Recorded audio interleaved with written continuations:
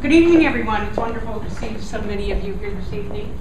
I want to welcome you to the Town of Clifton Park and the Shenandoah Adult Community Center on behalf of, I think, and especially to this very important debate tonight for the candidates, between the candidates of the 109th Assembly District. Before we begin, I would like to have you all rise and join with me in the Pledge of Allegiance.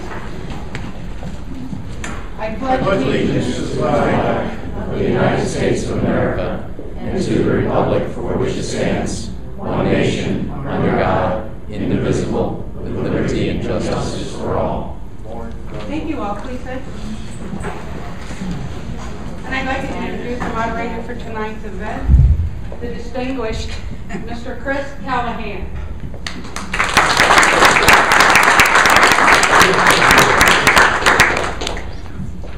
Thank you, Linda. And before we go any further, I think most everybody in the room knows that there was a tragic and untimely loss this week. Erica Rival passed away suddenly and unexpectedly. And she was a woman of great accomplishment and even greater promise. So we can just take a moment and pause and reflect on her life and contribution to our country.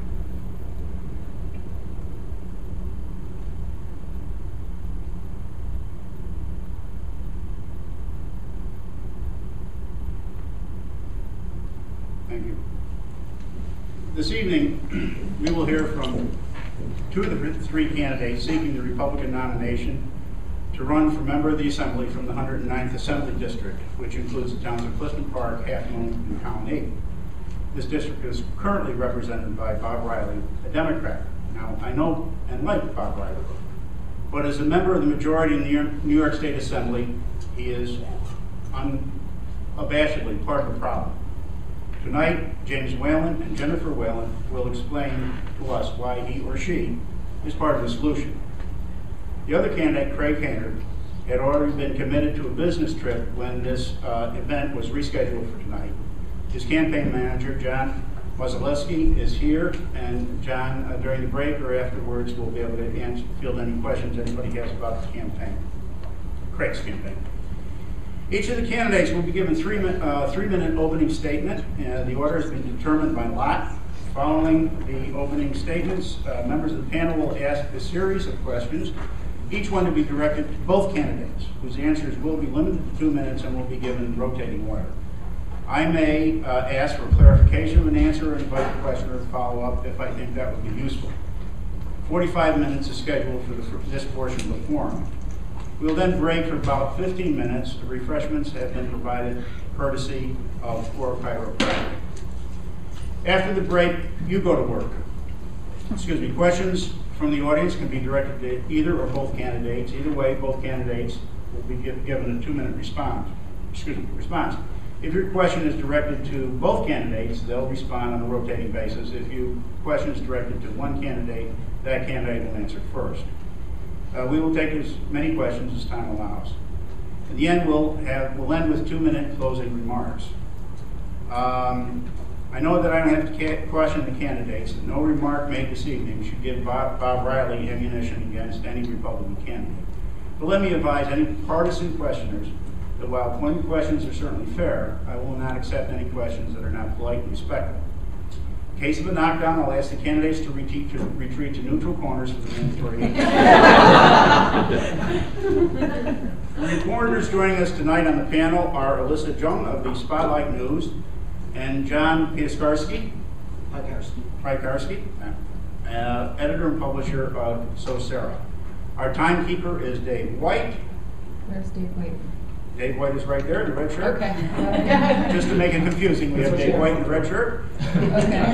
Please set your cell phones to stun. And with that, we will begin with the opening statements chosen by lot. And the first candidate to speak will be Whalen. Jay Whalen. Jay Whalen. Jennifer. I won the coin toss. May I begin? Please. Mr. White? Yes, go? Okay. Good evening, everyone. I'm Jennifer Whalen. I'm an attorney and a small businesswoman from Colony. I've been a lifelong resident of the Capital Region. I would like to thank everyone for coming here tonight to take part in this very important democratic process. I would also like to thank James Whalen, my primary opponent, for coming here to discuss with me our backgrounds, our political ideas, and viewpoints as to how to fix the dysfunction, the political corruption, the anti-business environment, and the overtaxation that is plaguing our state. We need to get our state headed back in the right direction. All one has to do is read the paper to realize that the state is feeling miserably.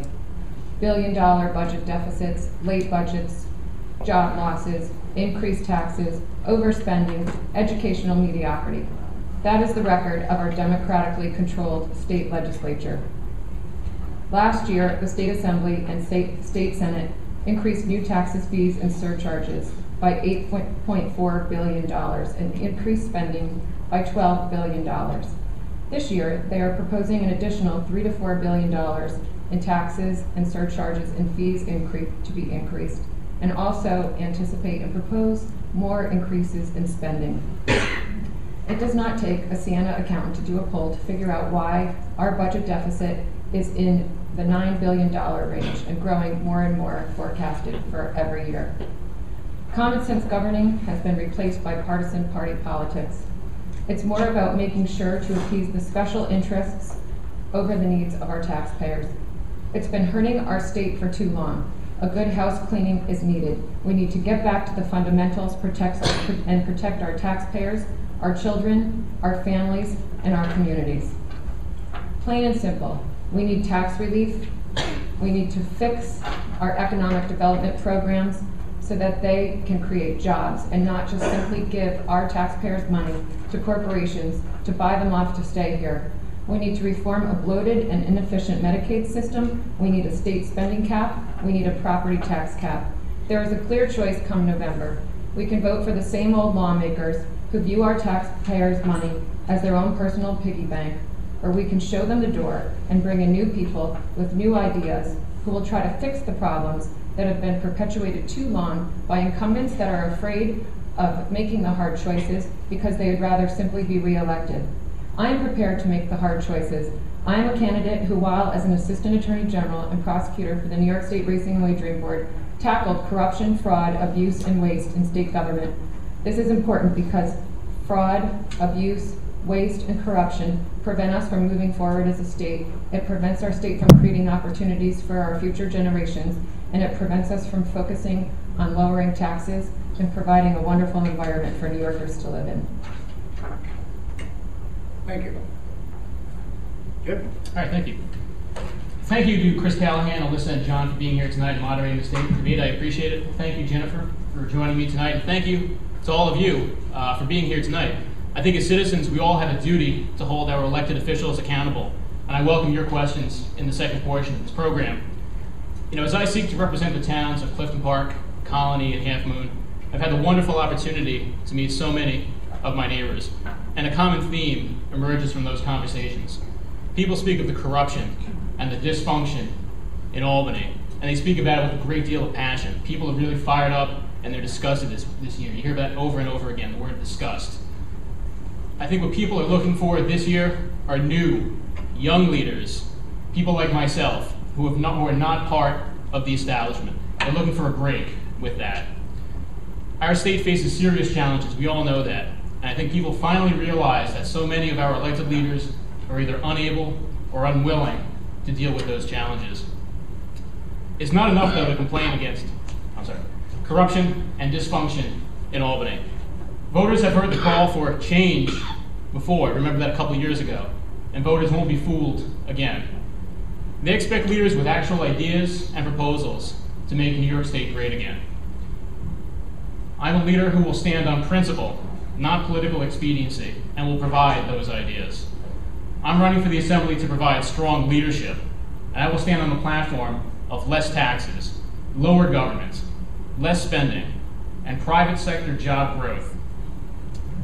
I have a history of public service and experience, and I've worked in both the government and the private sector. I was commissioned into the Army Reserve through the ROTC program at the University at Albany, and I've achieved the rank of captain in the JAG Corps. I was mobilized for nearly a year in 2008 with service at Fort Dix, New Jersey. I've served my community here in Clifton Park as a volunteer, first with the Environmental Conservation Commission, and now with the Zoning Board of Appeals. I've served with the Governor's Office of Regulatory Reform. I'm proud to say our nickname there was the Bureaucracy Busters. And I currently work as the Compliance Officer at Pioneer Bank. My primary role there is to ensure that the bank complies with all laws and regulations. Anyone who's in business knows that for the last year and a half, we've been extremely busy. I was busy today too, dealing with that. This year, certain truths, I think, have become self-evident. People are no longer accepting the status quo and are demanding new leadership, new ideas, and accountability. I am that leader. Like you, I recognize the lack of leadership and accountability in Albany. I am the candidate who will bring determined leadership to Albany, and I expect all of you, the voters, to hold me personally accountable. Thank you.